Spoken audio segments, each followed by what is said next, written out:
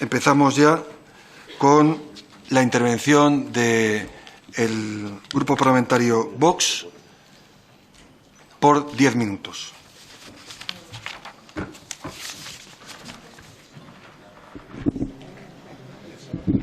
Gracias, presidente. Señora ministra, ¿sabe usted que la primera y principal responsabilidad de cualquier gobierno en cualquier país del mundo es la protección de sus ciudadanos?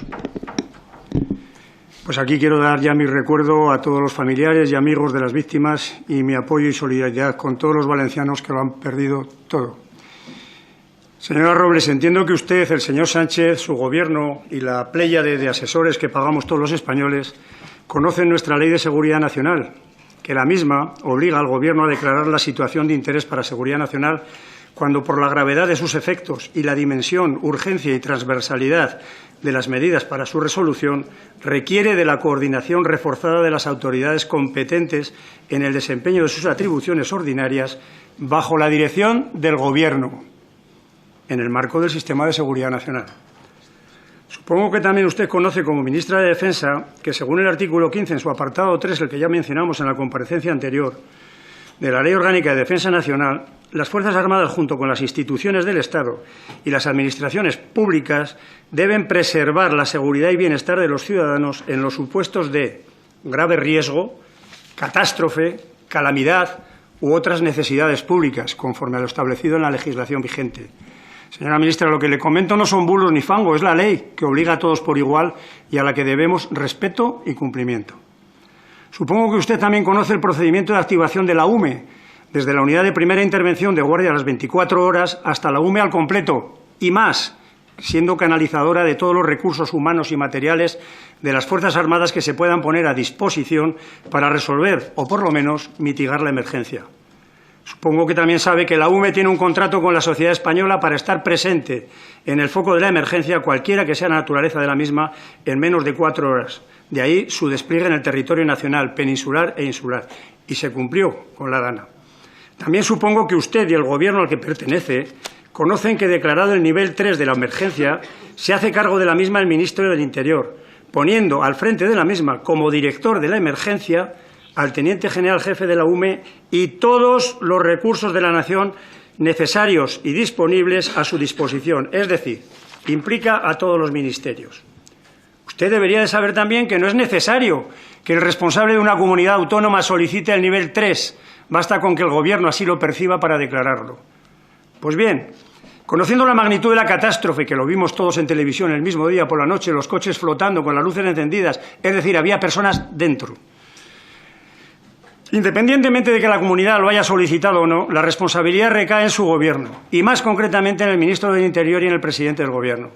Ustedes deberían de saber que ninguna comunidad autónoma es capaz con sus medios de afrontar una catástrofe de esa magnitud, y menos si se está en shock, que necesitan ayuda inmediata y que la nación entera debe de estar a su disposición. Pero es más fácil descargar la responsabilidad en la comunidad autónoma y decir, si necesitan ayuda, que la pidan. ¿Le suena? No sé si el presidente Mazón solicitó el nivel 3 o no, pero sí sé que el Gobierno de España, con Sánchez al frente, no actuó diligentemente y sí negligentemente. El mismo 29 de octubre o el 30, pero siempre menos de 24 horas de la tragedia, el señor Marlaska debería haber dicho: esto lo asume el Estado porque así lo recoge la legislación. De esta forma hubiese puesto bajo su mando la parte operativa de la crisis, con la UME en nivel 3 y con un puesto de mando de altísima capacidad, preparado y entrenado para ello y para integrar en ese proceso de dirección todos los medios de las Fuerzas Armadas, así como todos los recursos de las administraciones públicas, incluidos los de las comunidades autónomas. Si usted conoce todo lo que le he indicado, su Gobierno ha actuado y sigue actuando de forma incompetente y sectaria, aumentando y magnificando la dimensión de la tragedia. Y si no lo conoce, usted y su Gobierno están rozando la corrupción política. Y digo esto porque el primer acto de corrupción política que un funcionario público comete es aceptar el cargo para el cual no es competente, algo que sucede a todos los niveles en todas las administraciones del Estado español. ¿Me ve usted a mí siendo ministro de Justicia o de Sanidad? ¿A que no me ve a mí ahí? Pues eso. Desgraciadamente estamos viviendo una muestra más de la inutilidad del bipartidismo y la partitocracia, tanto a nivel regional como nacional. Solo les respalda un carnet. Son aprendices sin conocimiento ni experiencia. Y lo malo es que en este caso se paga con la ruina y la pérdida de vidas humanas. Más de 3 semanas después del inicio de la catástrofe, todavía siguen preguntándose si son galgos o son podencos. Pero lo que está claro es que fallaron la alerta, la preemergencia y la emergencia meteorológica, y también los cauces y canales de responsabilidad. El Gobierno conocía la magnitud de la tragedia, pero estaban huidos, distantes y dando la espalda, como la ministra Rivera. Si hubiesen salvado vidas y las cosas se hubiesen hecho de otra manera, si se hubiese dado el apoyo de unidades militares desde el primer minuto. De ahí la indignación de muchos militares y ciudadanos. Como usted sabe también he servido a España casi 46 años en las Fuerzas Armadas, no solo en UNIFIL. Y como sabe, he sido segundo jefe de la Unidad Militar de Emergencia, la UME. Por lo tanto, creo que sé bien de lo que hablo. Estoy seguro de que los jefes militares, con lealtad, respeto y por los cauces reglamentarios, le habrán hecho llegar la frustración de miles de cuadros de mando y soldados dispuestos a ayudar a sus ciudadanos. Pero ustedes estaban a otra cosa. El miércoles 30 de octubre, cuando todo el mundo conoce la magnitud de la tragedia causada por la Dana, se suspende el Pleno y la sesión de control al Gobierno en el Congreso, pero se mantiene el Pleno extraordinario para nombrar y avalar los 11 consejeros de Radiotelevisión Española. El Gobierno estaba a otra cosa, ¿verdad? El Gobierno no tiene argumentos sólidos que fundamenten las decisiones que han tomado, o mejor dicho, las que no han tomado. Y usted misma, alegando la competencia de la Comunidad Valenciana o que los soldados no están para todo, de lo cual ya hemos hablado, o diciendo lo que declaró el señor Torres, ministro de Política Territorial. Dijo que ya había bastantes bomberos, guardias civiles y policías para necesitar más militares que los de la UME. Hay que ser muy torpe o muy malintencionado para no desplegar las Fuerzas Armadas desde el principio, empezando por las unidades más próximas, con material específico y helicópteros. Le cuento. Cuando se desencadenó la tragedia, la Brigada de Infantería de Marina estaba casualmente de maniobras en Chinchilla. El general suspendió los ejercicios y ofreció el empleo de sus unidades. Estaban a 15 kilómetros del punto cero. Le autorizaron a mover una sola compañía. Algo parecido pasó con el MOE de Alicante, el Regimiento de Caballería Lusitania de Valencia y el Regimiento de Pontoneros de Zaragoza. Señora ministra, no pretenda echar la culpa al señor Mazón de que las Fuerzas Armadas hayan tardado en intervenir. Muchas personas se preguntan cuántas vidas se podrían haber salvado de haber estado desplegadas las Fuerzas Armadas en bloque desde el minuto 1 de la tragedia. Están claras las intenciones del Gobierno, hacer caer al presidente de la Comunidad Valenciana, Carlos Mazón, porque ya además hemos visto otros episodios, el 11M y la manifestación feminista del 8 de marzo en pleno COVID, y no hay dos sin tres, son maestros en manejar este tipo de desgracias. Señora ministra, faltó y falta ayuda para la reconstrucción y para seguir salvando vidas. Ahora necesitan recuperar a los todavía desaparecidos, limpieza de comercios, bajos, garajes, calles y alcantarillas, agua y alimentos, ayudas económicas a los ciudadanos que lo han perdido todo, medicinas y todo lo necesario para volver a la normalidad, lo antes posible. La tarea es enorme y corre prisa. Para eso pagamos impuestos. Están a tiempo de que el Estado al completo y su Gobierno se arremanguen y se impliquen en la reconstrucción. No basta con que un Consejo de Ministros prometa 12.000 millones que nunca van a aparecer, ni de que Mazón pida 32.000 millones. Al menos 4 conclusiones podemos sacar de esta terrible tragedia. La primera es la solidaridad del pueblo llano, que ha sido ejemplar, y la entrega y esfuerzo de todas las instituciones que han trabajado para mitigar esta catástrofe, también de manera ejemplar. La segunda es la incompetencia, la ineptitud, la falta de sensibilidad y poca o nada empatía de quienes gobiernan. La tercera es la maldad absoluta de Sánchez y su Gobierno. Ya conocen la frase lapidaria del autócrata: si necesitan ayuda, que la pidan. Y la cuarta, la partitocracia y el bipartidismo los han situado por encima del bien común. España y la Comunidad Valenciana se lo recordarán en las urnas, espero. Bueno, paso a otro tema, que es el de las inversiones. Lamentablemente no podemos debatir ni hablar de presupuestos, pues a fecha de hoy todavía no disponemos de un proyecto de presupuestos para el Estado y, por lo tanto, para Defensa para 2025.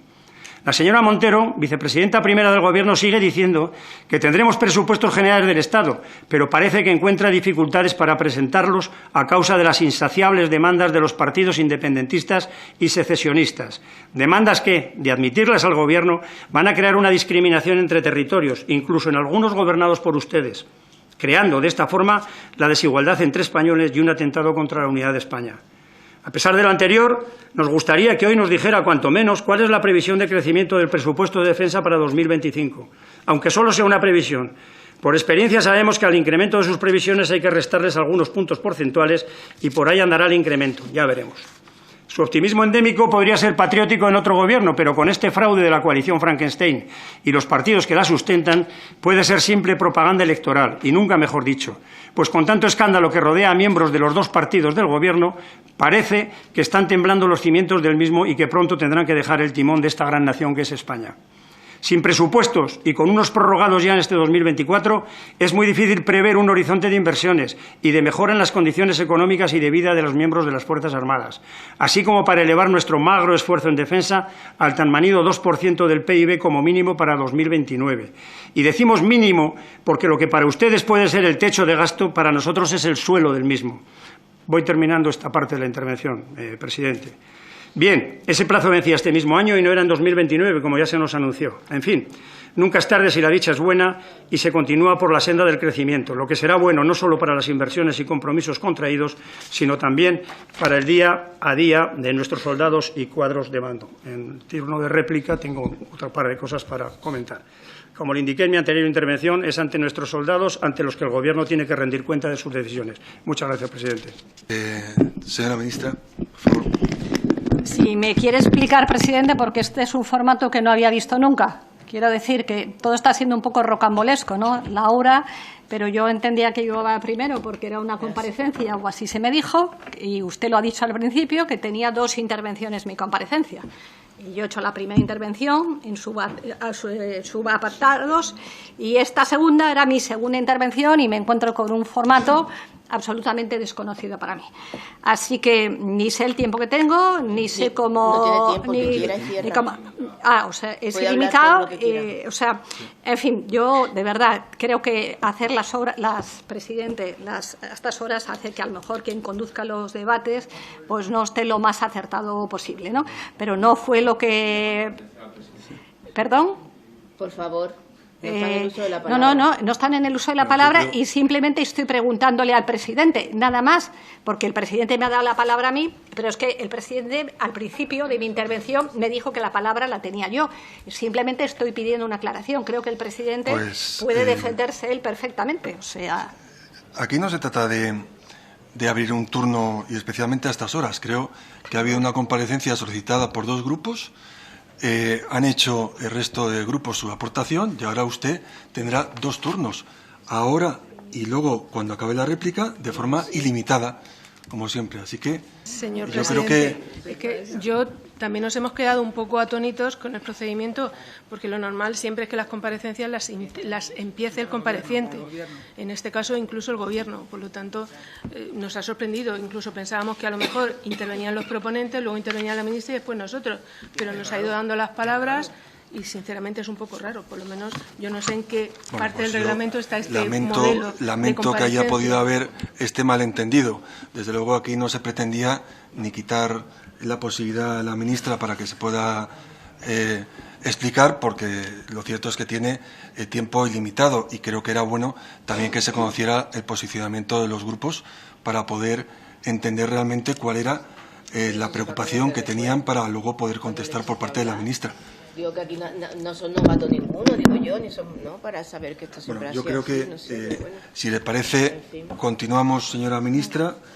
Tiene usted, como ya ha comentado, tiempo limitado para poder contestar a los grupos que han solicitado. Bueno, pues muchas gracias, aunque empecemos al revés, pero bueno, no pasa nada. Bien está lo que bien tiene un orden.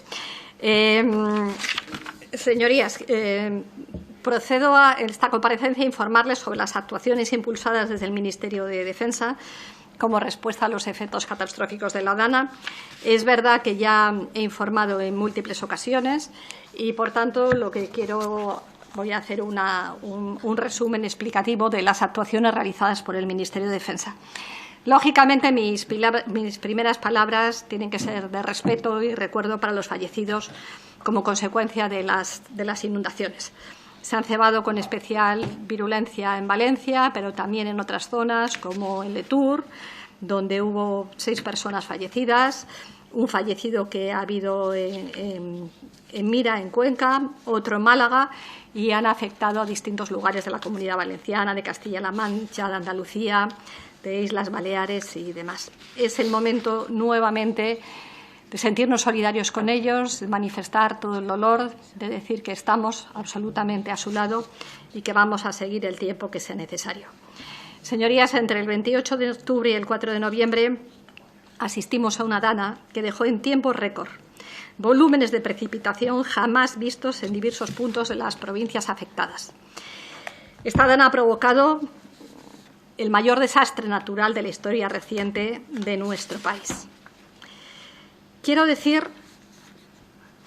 que desde el primer momento el Gobierno y el Ministerio de Defensa, ante la inactividad total de quien era competente en la Comunidad Valencia, que quiero recordar que el Estatuto de la Comunidad Valenciana dice expresamente que todo el tema relativo a emergencias es una competencia exclusiva de la Comunidad Valencia, desde el primer momento todo el Gobierno y el Ministerio de Defensa pusieron absolutamente todos los medios necesarios para tratar de evitar lo que se pudiera evitar de la catástrofe. Esa misma mañana, la delegación del Gobierno convocó en la delegación del Gobierno una videoconferencia para participación de las Fuerzas Armadas, de la Guardia Civil, de la Policía, sobre aproximadamente las 9 de la mañana. A partir de ese momento, de las 9 de la mañana, por lo que hace referencia a la Unidad Militar de Emergencias, que es la que legalmente tiene competencia, empezaron a tomarse las medidas correspondientes. Porque, mira, las leyes se aplican, las leyes vigentes, no las que nos gustaría que fueran aplicables.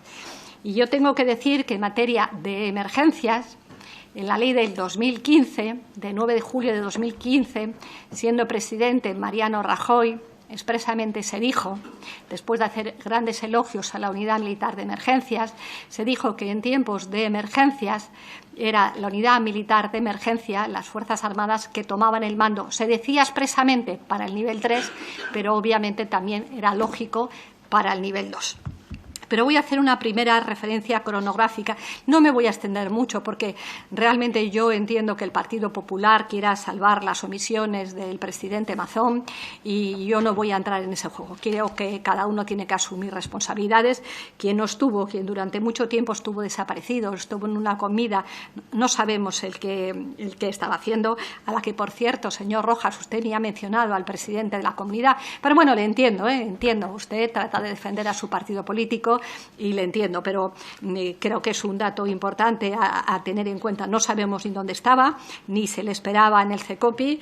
En fin, es muy lamentable, pero así fue lo que ocurrió. Pero como digo, desde el primer momento, la Unidad Militar de Emergencias, que es la que por la Ley de Protección Civil en tiempos del señor Rajoy es competente en materia de emergencias, empezó a realizar las actividades necesarias, hasta el punto de que, por ejemplo, a las 15:28, se ordena una salida de reconocimiento del 3er Batallón, que es el que está en la zona, en concepto de alerta temprana.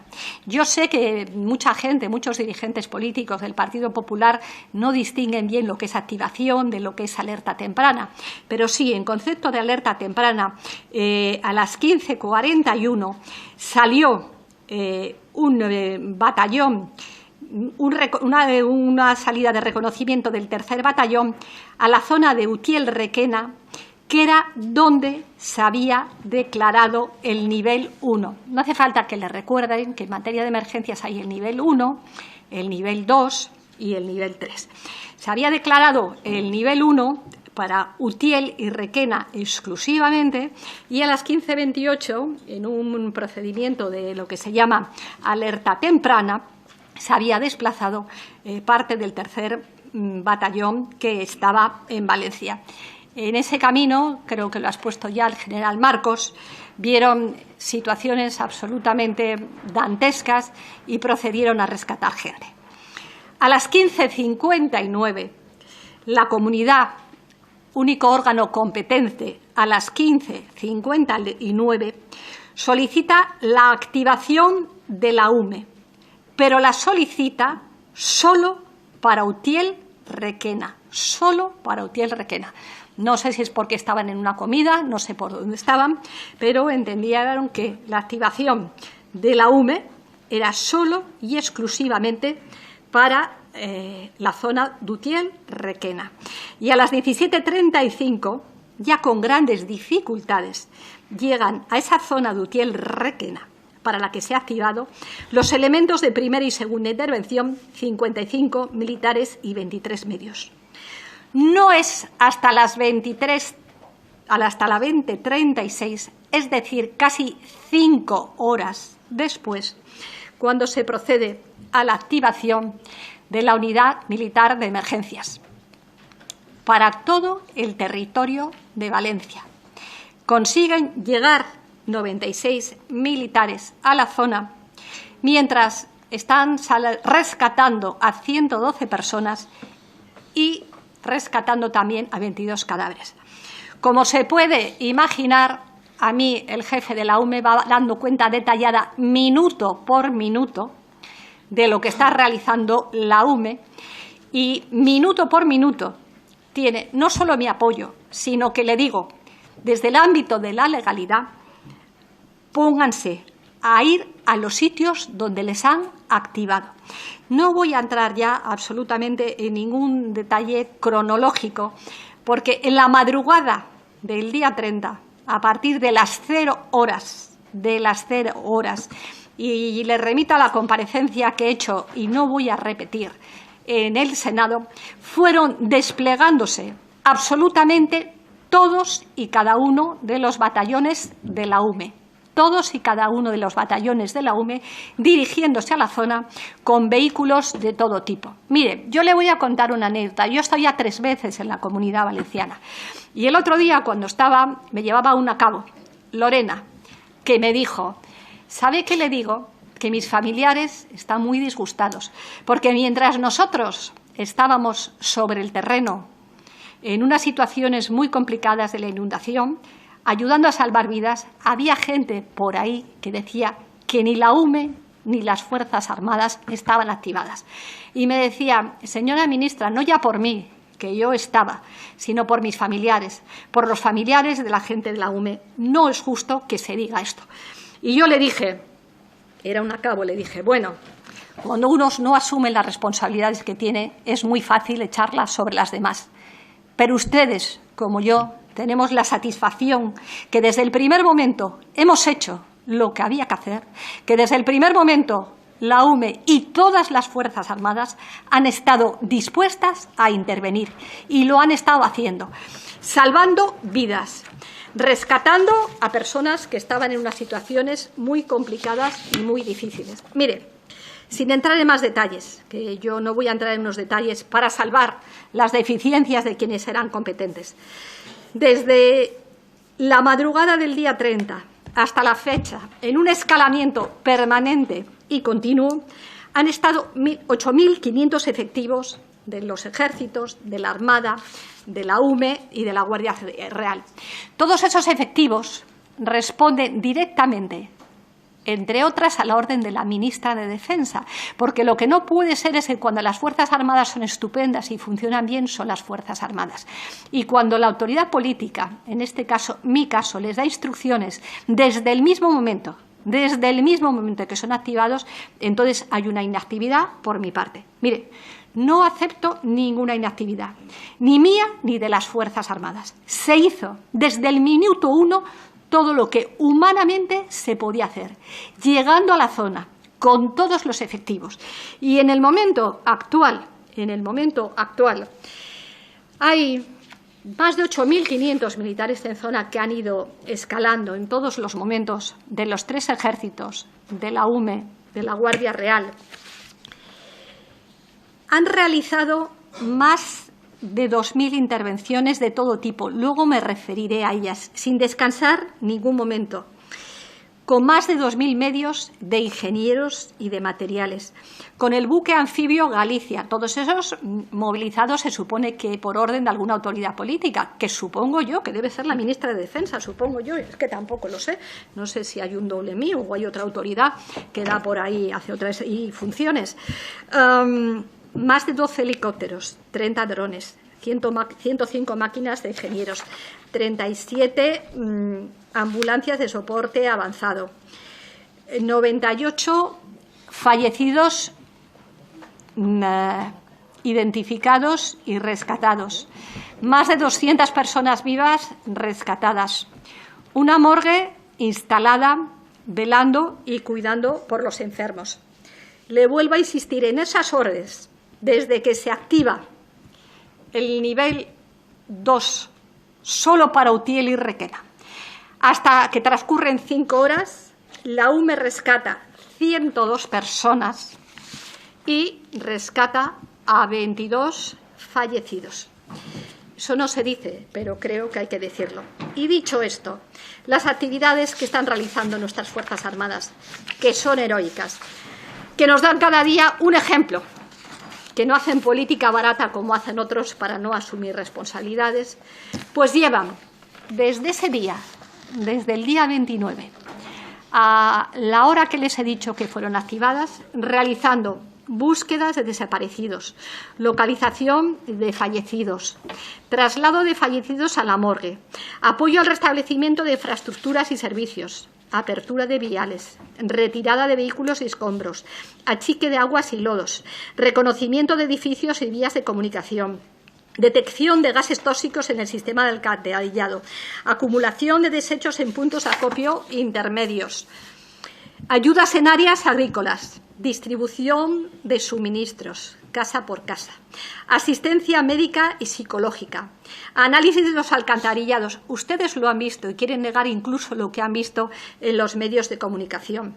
Trasladando lodos a los vertederos para evitar problemas de salud, trasladando vehículos, construyendo puentes. Sí, construyendo puentes, que están haciendo puentes, mientras otras autoridades civiles, porque el Ejército no lo puede hacer. Escúcheme, señor Conde, si me escucha, y a usted, señor, y usted, señor, sí, pero me tienen que escuchar, porque ustedes, sí, me tienen que escuchar, señor, porque ustedes me están echando en cara que yo dije que el Ejército no llega a todo, y lo repito, porque les estoy explicando. No se ponga usted de mal humor, yo le estoy hablando con educación, usted contésteme con educación, con la misma educación con la que yo le estoy hablando.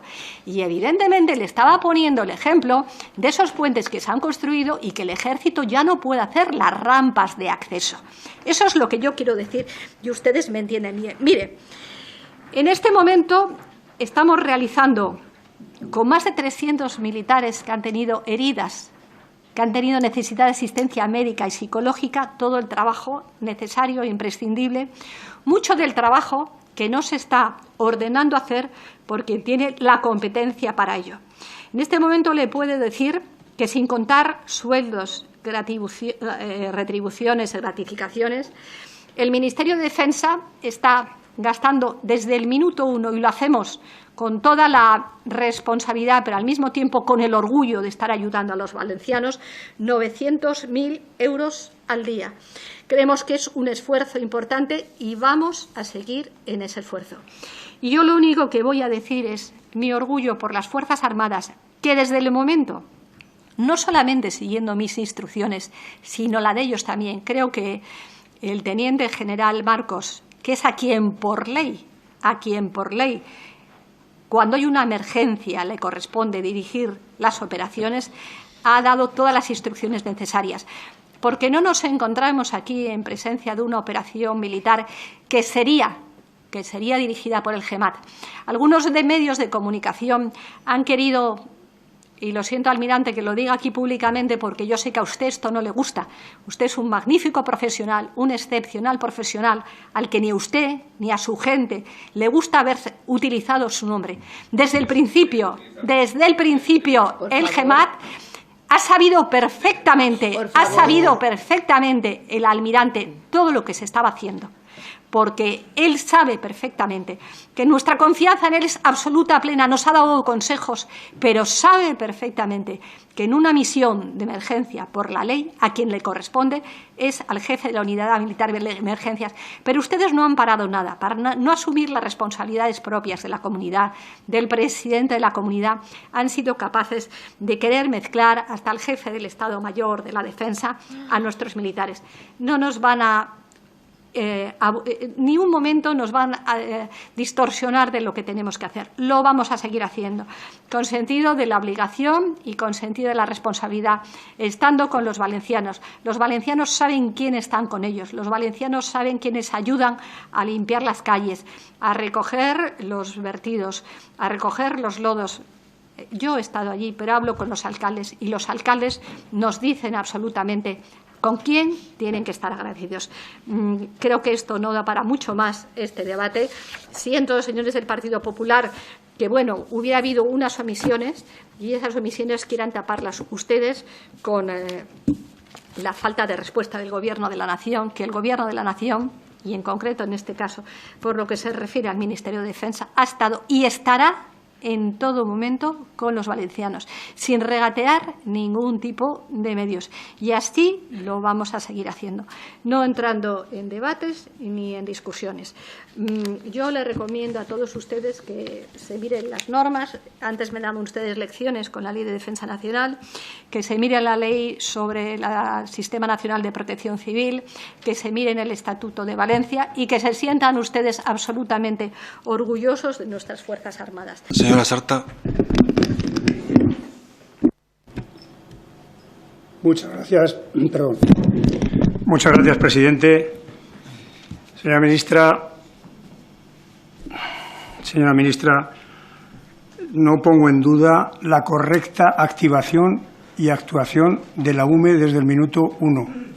La UME actuó correctamente. Se lo está diciendo el representante en la Comisión de Defensa, el portavoz de Vox.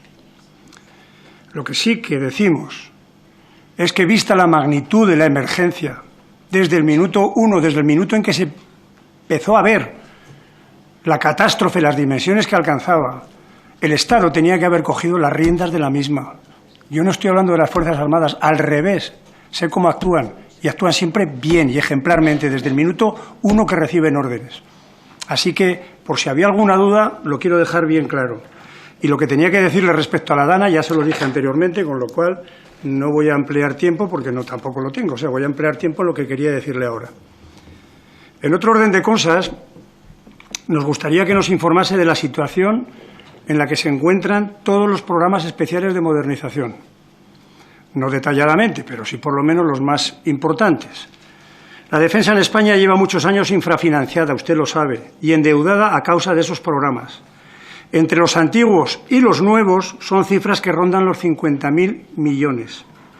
Por lo tanto, y a pesar del incremento en 2.050 millones de euros en 2023, ese 26% que usted ha dicho para esos programas, y lo que ha hecho que ese presupuesto de defensa se haya incrementado hasta rondar el 1,3% del PIB en ese año y que se mantendrá previsiblemente en este mismo año, los recursos continúan siendo muy escasos.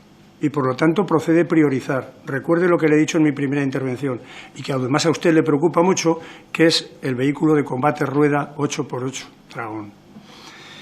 Señora ministra, el tiempo que me han concedido pues no da para más. Hoy ha comparecido usted para hablarnos de misiones de las Fuerzas Armadas en el exterior. Bien, detallado, 1 hora 10 minutos. Nos hemos enterado estupendamente, a pesar de que teníamos el documento que amablemente nos envía el Ministerio de Defensa. De la nefasta gestión de la Dana, yo le he dicho lo que pensaba y lo que le tenía que decir, y de presupuestos, entre otros asuntos. Pero me quedo con las ganas de hablarle y preguntarle por los asuntos del comer, los asuntos del día a día de nuestros militares, de sus raquíticos sueldos e indemnizaciones, que esa es otra. No tienen ni para alojarse, se tienen que alojar en hostales por ahí de mala muerte porque no les da la dieta para más. De la situación de nuestros soldados al cumplir los 45 años, de declarar la milicia como profesión de riesgo. Esto es un asunto pendiente que tenemos. ¿Qué profesión más de riesgo que la milicia?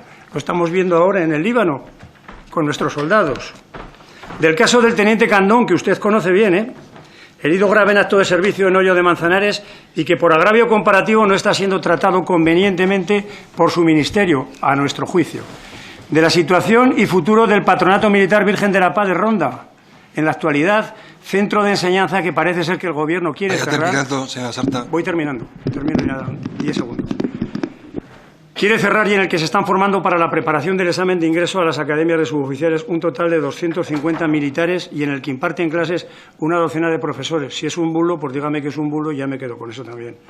De todo esto hablaremos la próxima vez que usted, la secretaria de Estado la secretaria de Estado y o la subsecretaria de Estado comparezcan ante esta Cámara, que esperamos sea pronto y con un presupuesto para defensa acorde con las necesidades de nuestros militares y el prestigio y lugar que merecen España y sus Fuerzas Armadas. Gracias por el tiempo concedido, señor presidente.